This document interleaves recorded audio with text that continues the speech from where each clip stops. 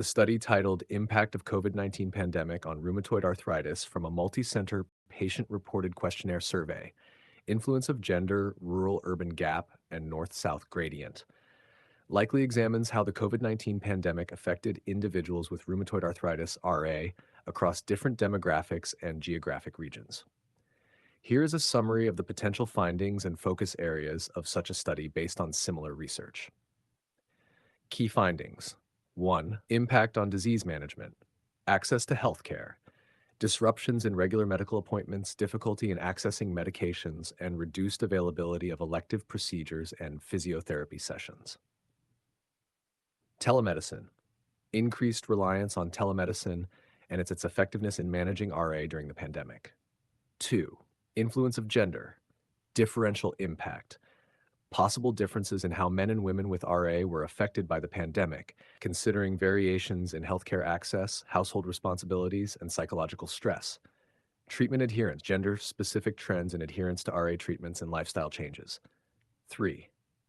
Rural-urban gap, healthcare access, differences between rural and urban patients in accessing healthcare services, medications, and support systems. Outcomes, variability in disease outcomes and quality of life between rural and urban residents. 4. North-South gradient, uh, examination of differences in how the pandemic impacted RA patients in northern versus southern regions, possibly due to varying healthcare infrastructure, socioeconomic factors, and public health responses.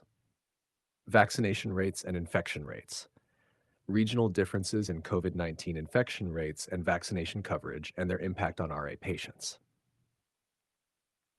Survey methodology, patient-reported questionnaires, collection of data through structured questionnaires focusing on various aspects such as disease activity, access to healthcare, psychological impact, and lifestyle changes during the pandemic.